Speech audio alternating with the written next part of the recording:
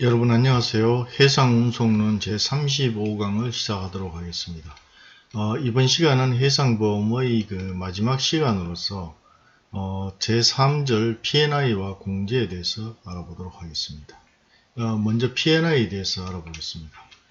P&I에 대해서는 그 의의와 기능 또 보상하는 위험의 순으로 공부를 하겠는데요. P&I라는 것은 Ship Owners Protection and Indemnity에서 Protection에서 P와 Indemnity의 I를 따서 P&I라고 합니다.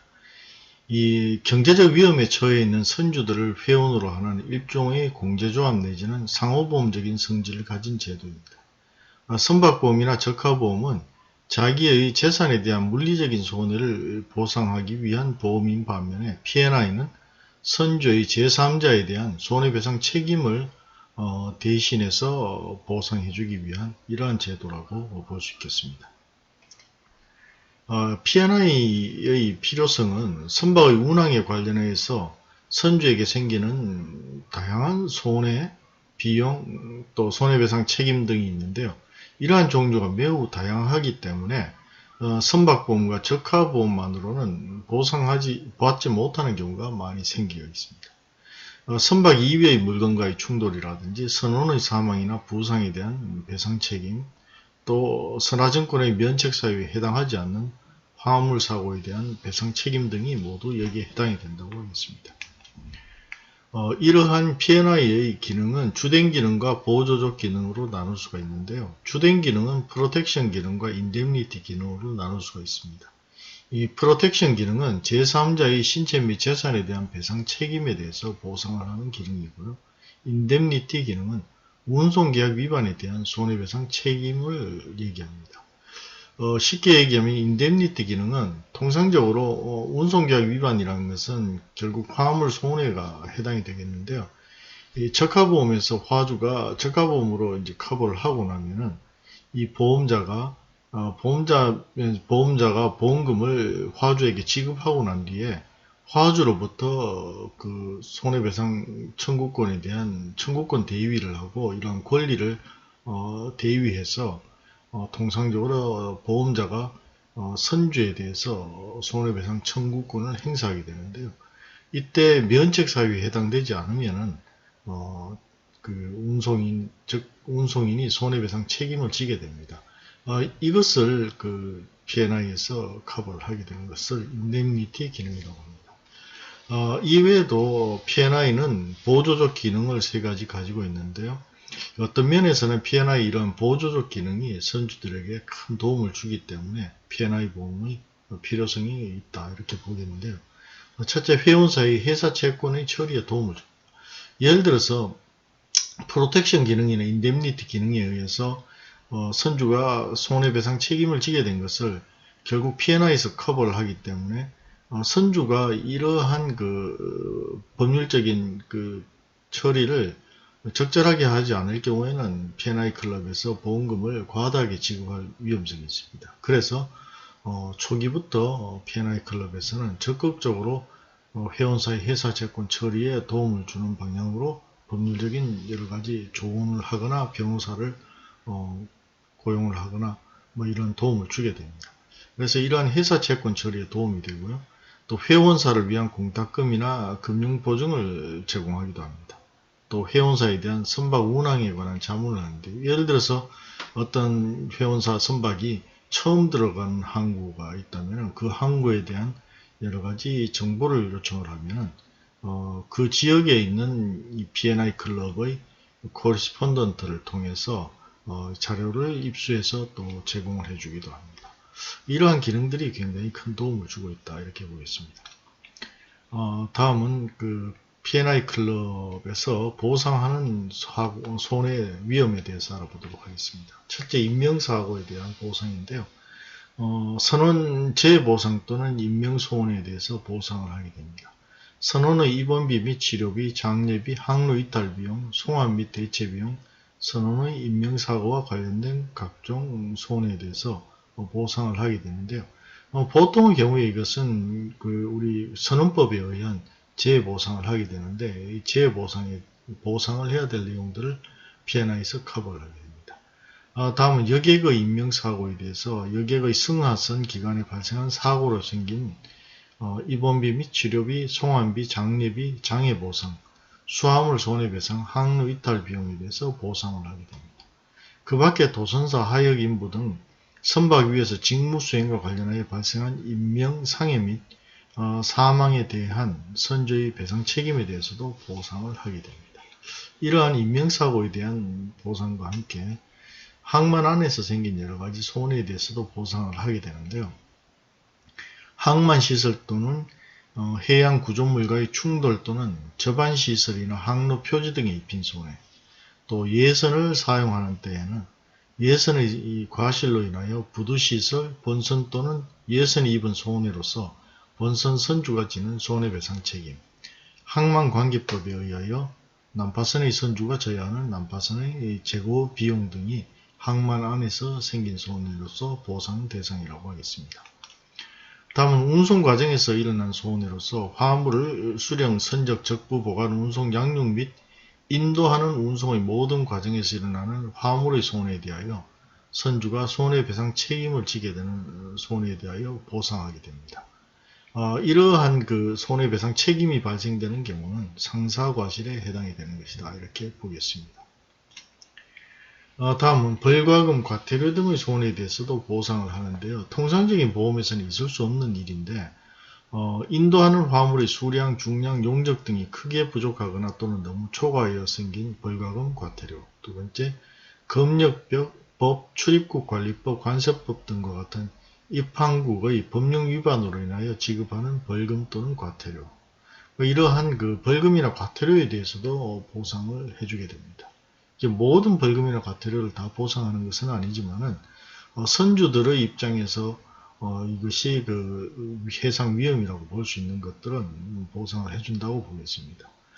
다음은 충돌 손해에 대해서 그 앞에서 우리가 선박보험을 공부할 때 충돌 손해에 대해서 상대방 선박이나 화물에 대해서 손해액의 4분의 3까지 보상을 한다고 했는데요.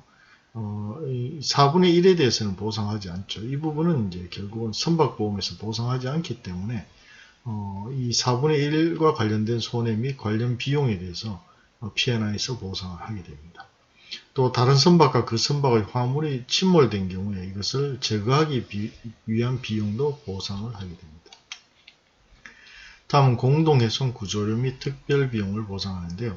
출항할 때에 선주가 가망 능력을 유지하지 못하였기 때문에 화주가 공동훼손 분담금의 지급을 거절한 부분이나 공동훼손 분담금의 산정기준이 되는 도착성가가 보험가액을 초과한 경우에 징수하지 못한 분담금, 또 크레인 선화증권을 발행하고 그 화물을 갑판 위에 실어서 운송하는 경우에 일어난 화물의 손해, 또 선주가 부당하게 화물을 다른 선박에 옮겨 신거나 항로 이탈한 경우, 인명구조를 위하여 합리적으로 지출한 구조선 비용 등을 모두 보상하게 됩니다. 다음 유류오염 손해와 관련해서도 보상을 하게 되는데요.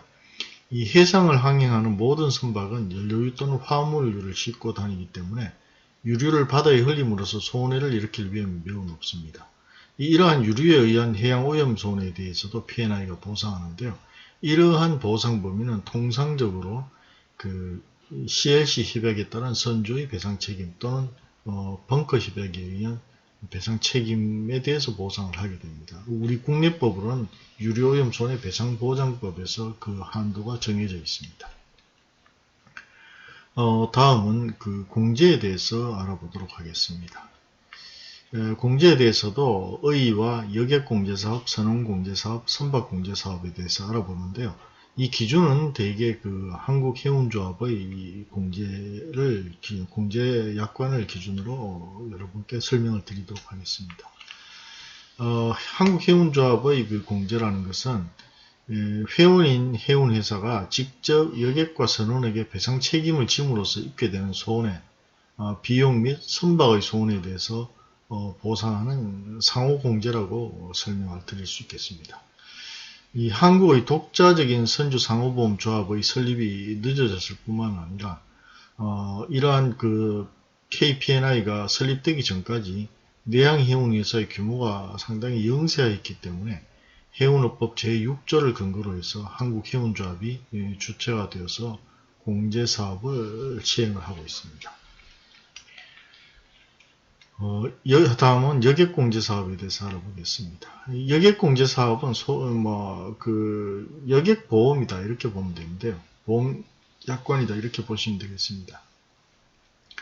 이 운항 중인 선박에 승선한 여객이 사망하거나 신체 장애를 입은 경우에 선주가 부담해야 할 법률상의 배상 책임을 돕기 위한 사업입니다. 공제의 가입과 운영과 관련해서는 이 가입 자격으로는 조합원으로서 해양수산부로부터 여객선 또는 도선의 면허를 받아 여객의 운송업을 경영하는 개인, 법인 또는 공공기관이 가입을 할 수가 있고요. 공제 가입 기간은 총 1년이 되는데요. 매년 1월 1일에 시작해서 같은 해 12월 31일에 종료하는 만 1년을 보험기간으로 하고 있습니다. 또 공제기간은 공제분담금, 즉 이 공제분담금이라는 것은 보험료에 해당이 되는데요. 이러한 공제분담금을 납부한 다음 날의 0시부터 발생하게 되며 그 분담금의 만기일의 24시에 종료하게 됩니다. 다음은 공제금의 청구와 지급에 대해서 알아보겠습니다. 이 보험사는 여객이 사망하거나 신체의 장애를 입은 재해가 발생한 경우에는 즉시 이를 조합에 알려야 합니다. 이것을 통지 의무라고 하는데요. 사고가 발생하면 사고 통지 의무를 이행해야 되는데 이러한 통지를 하게 되면 조합은 청구서를 접수하게 되고요. 보험금 지급 청구를 요청하겠죠. 청구서를 접수하면은 심사를 거쳐서 공제약관에 따라서 공제금을 지급하게 됩니다. 이 공제금이라는 것은 보험금에 해당이 되겠습니다. 다음은 보상 범위 및 조합의 면책 사유에 대해서 알아보겠습니다.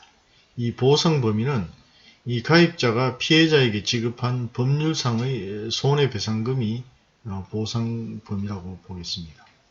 또 가입자가 지출한 비용으로는 제3자로부터 손해배상을 받기 위한 권리의 보전 또는 권리의 행사에 지출된 비용, 또 가입자가 조합의 동의를 얻어 지급한 변호사 비용, 소송비용, 가입증서상의 보험 한도액 내의 공탁보증보험료, 조합이 가입자를 대신하여 해결할 때 사용한 비용, 이러한 손해배상금과 또 지출 비용에 대해서 보상을 하게 됩니다. 다음은 조합의 이 면책 사항에 대해서 알아보도록 하겠습니다. 조합은 가입자인 회원사가 아래의 배상 책임을 부담하여 생긴 손해를 보상하지 아니한다 이렇게 규정을 하고 있는데요. 보통 7가지 정도를 해운조합 공제약관에서는 규정을 하고 있습니다. 첫째, 선주, 선장 또는 승무원의 고의 또는 중대한 과실로 생긴 손해배상 책임. 두 번째, 전쟁, 폭동, 노동쟁이, 선박의 납포 또는 억류 등으로 생긴 손해. 세 번째, 지진, 홍수, 해일 등 천재지변으로 생긴 손해배상. 네 번째, 원자 핵물질, 오염물질, 방사성 등에 의하여 생긴 손해배상에 대한 것. 다섯 번째, 승선 여객 이외의 제3자가 입은 신체 장애. 여섯 번째, 재물손해에 대한 배상 책임. 일곱 번째, 가입자와 타인 간의 손해배상에 관한 약정에 따라서 가중된 손해배상. 다만 법령에 의한 배상 책임은 보상하고 있습니다. 또 여덟 번째, 모든 공해물질의 배출 또는 유출로 생긴 손해배상. 아홉 번째, 가입자의 근로자가 업무 중에 입은 신체 장애. 열 번째, 가입자의 시설 안 또는 밖에서 가입자가 점유하지 아니한 음식물 또는 재물로 생긴 손해배상. 11번째, 의사 또는 간호사 등의 전문 직업인의 직업상 과실로 생긴 손해배상. 12번째, 티끌, 먼지 또는 소음으로 생긴 손해배상. 13번째, 벌과금 또는 징벌적 손해에 대한 손해배상. 14번째, 선박 또는 잡종선이 현저하게 정원을 초과하여 생긴 손해. 그리고 여객을 선박 또는 잡종선 이외의 운송용구로 운송하여 생긴 손해배상. 15번째, 손해방지 비용. 이러한 총 15가지의 면책 사유를 규정을 하고 있습니다. 다음은 회원의 통지 의무에 대해서 알아보도록 하겠습니다.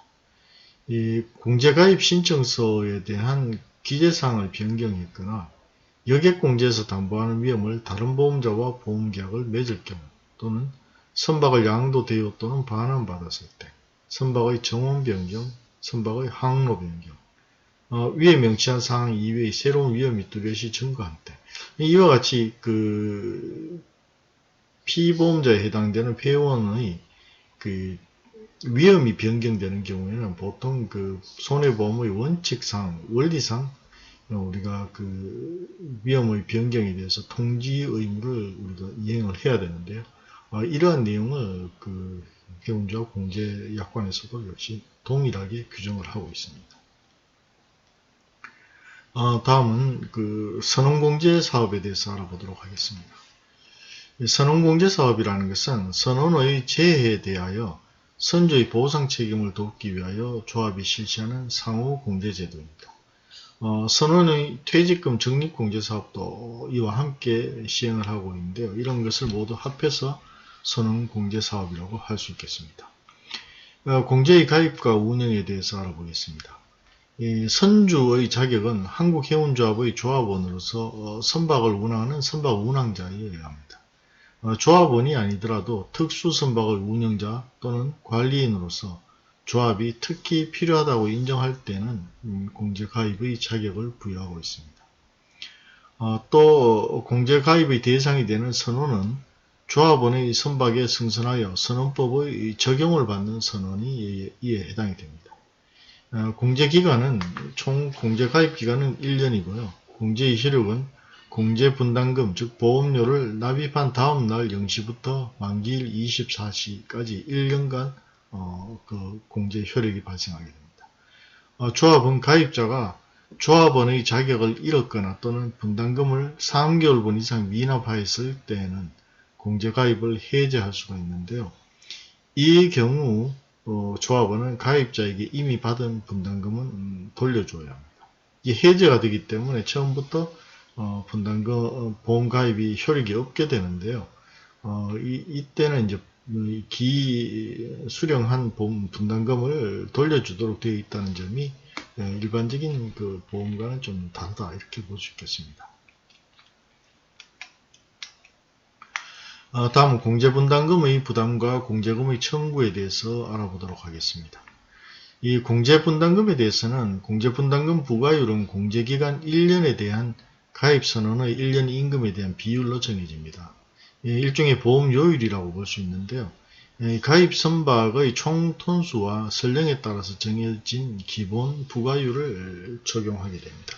이것은 이제 즉 사고율과 이제 관련이 있다고 봐야 되겠습니다. 이 공제금의 청구에 대해서 알아보겠습니다.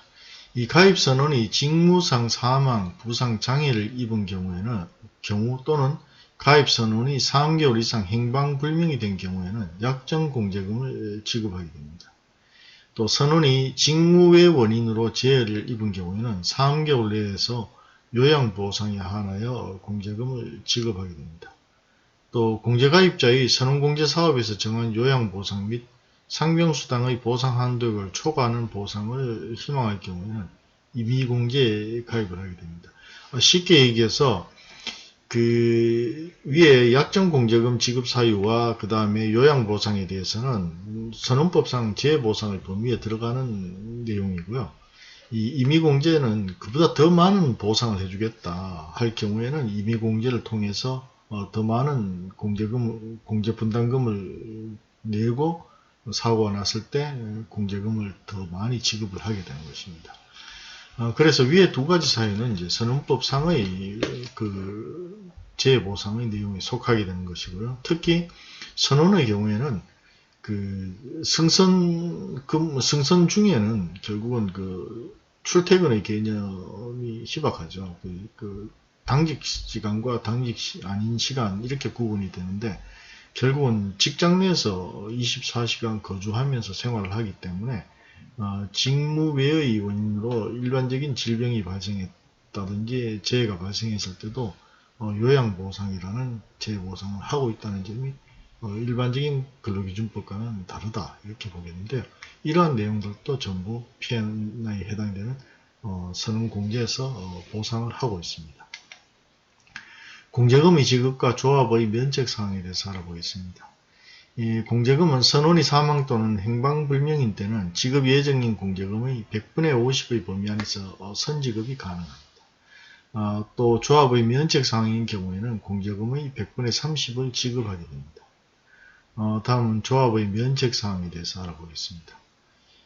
선원 자신의 고의 또는 중대한 과실, 선원의 싸움으로 인한 선원의 사망이나 신체 상해, 또 전쟁, 내란, 폭동, 납포 또는 억류로 일어난 사고, 약물 중독, 마취, 술에 취한 결과로 일어난 손해, 또 공제금 청구 원인인 사고가 일어난 날로부터 6개월이 지나도 공제금을 청구하지 아니할 때, 공제가입 시의 중요사항을 조합에 알리지 아니한 때, 선박의 자연소모 또는 흠으로 인한 사고, 공제가입자가 아닌 사람 또는 법인에 고용되어 있는 동안 생긴 사고, 경기, 사냥, 폴로, 등산 또는 겨울철의 운동으로 일어난 사고, 이러한 경우에는 조합이 책임을 지지 않습니다. 다음은 회원의 통지 의무에 대해서 알아보겠습니다. 공제에 가입한 회원사는 다음과 같은 사항이 일어나면 조합에 즉시 통지해야 합니다. 해난 사고의 발생, 항로 또는 운항 조건의 변경, 선박 소유권의 양도 또는 운항권의 이전, 선원과 임금의 변경, 선원의 승선공인사항의 변경. 이러한 사항은 모두 선원 재보상과 관련된 선원의 손해배상, 즉 선원의 인명손해와 관련해서는 위험의 변경 사유다. 위험이 높아지는 사유에 해당될 수 있다고 보기 때문에 이러한 통지 의무를 부여를 하고 있습니다. 다음은 선박공제사업에 대해서 알아보겠습니다. 선박공제사업은 쉽게 얘기하면 선박보험에 해당이 된다고 하겠는데요. 한국해운조합법 제6조에 의거하여 조합회원사의 선박멸실 훼손에 대한 보상제도를 두고 있는데 이것을 선박공제사업이라고 합니다. 이 선박공제사업은 선박공제사업과 선박건조공제사업으로 크게 구분이 되고요. 이 선박공제사업에는 전송공제사업과 분손공제사업으로 구분이 되겠습니다. 공제가입과 공제의 보상기간에 대해서 알아보겠습니다. 공제가입 자격은 선박 운항자로서 조합원인 개인과 법인이 되겠습니다. 또 조합원이 아니더라도 특수선박 운영자, 관리자, 선박 건조자의 경우에도 특히 필요하다고 조합이 인정할 때는 가입을 가능하도록 이렇게 문호를 개방하고 있습니다. 가입 대상 선박은 조합원이 소유 또는 용선하여 운항하는 선박 또는 부선, 준설선 및 건조 중인 선박입니다. 그래서 크게 볼 때는 건조 공제에 대해서도 선박 건조에 들어간다 이렇게 보겠는데요. 결국 선박 건조와 건조 공제 이렇게 구분할 수 있다고 했습니다. 역시 공제 기간은 원칙을 1년 단위로 계약을 하는 것으로 보고 있습니다. 다음은 공제분담금과 보상 한도액에 대해서 알아보도록 하겠습니다. 공제분담금은 보험료라고 했는데요. 공제가입액의 분담금 부과율을 곱하여 산정을 하게 됩니다. 분담금 부과율이라는 것은 보험료율에 해당이 됩니다. 기본 부과율은 총톤수와 선급 가입 여부에 따라서 달라집니다. 전액 납부를 원칙으로 하고 있지만은 조합원들의 편의를 위해서 한국해운조합에서는 4회 균등 분할 납부가 가능하도록 되어 있습니다. 다음 보상 한도액에 대해서 알아보겠습니다. 보상 한도액은 보험 금액에 해당이 되는데요. 공제 가입 금액을 한도로 하고 있는데요. 한도액을 초과하여 가입한 때는 초과액을 시중보험회사와 공동으로 인수할 수 있도록 하고 있습니다. 대부분 시중보험사와 공동 인수를 하는데요. 현재는 40억을 초과하는 보험 가입에 대해서는 공동 인수를 하고 있습니다. 다음은 공제금 지급과 조합의 면책사항에 대해서 알아보겠습니다. 이 전손, 분손 및 구조비를 구분해서 지급을 하는데요. 구조비는 성과와 공제가입액의 비율에 따라서 지급을 하게 됩니다. 회원사의 지급 청구에 따라서는 100분의 50의 범위 안에서 지급이 가능합니다. 선박 전손 사고로 인한 공제금 청구 시에 그 선박을 조합에 위부하도록 하고 있습니다. 조합의 면책사항으로는 공제가입자, 선주와 그 사용인, 선장 또는 회원의 고의 또는 중대한 과실로 일어난 해난사고, 또 외국에서 억류 또는 그 억류를 피하기 위한 조난, 전쟁, 내란, 폭동 또는 납포, 선박의 자연소모 또는 하자, 통지 의무사항을 고의로 지키지 아니한 때, 공제가입자의 책임 있는 사유로서 위험이 현저하게 증가한 때, 법정 회기사를 승선시키지 아니한 때, 발항 당시 가망 능력을 갖추지 못한 경우, 선박안전법에 의한 검사를 받지 않은 경우, 항행구역을 벗어났거나 용도 밖의 목적에 사용한 경우, 밀수, 금수, 검역 등 법령을 위반할 목적에 사용하는 경우, 공제가입자가 다른 보험회사의 선박보험을 들어서 보험금액의 합계가 공제가입증서상에 명시된 선박가입을 초과하게 된 경우, 이러한 경우에 조합은 면책을 하게 됩니다. 다음은 조합원의 통지 의무에 대해서 알아보겠습니다. 해난사고의 발생, 또 선박의 양도, 질권 설정 또는 변경, 임대 및 위임관리, 다른 보험의 가입, 톤수 변경, 용도 변경 또는 대수선, 주기간 레이더 또는 주요 설비의 설치, 변경 또는 철거, 선명 또는 항해구역의 변경, 개선 또는 폐선의 경우에는 조합원은 조합에 이를 통지해야 합니다. 다음은 대위에 대해서 알아보겠습니다. 공제가입 선박의 사고가 제3자의 행위로 인하여 일어난 것이 분명한 경우에는 조합은 공제금을 지급한 후에 사고를 일으킨 제3자에 대하여 공제가입자를 대신하여 손해배상 청구권을 행사할 수 있습니다. 결국 그 상법상 보험자 대위권에 해당이 된다 하겠습니다. 자, 이상 P&I와 공제에 대해서 알아봤는데요.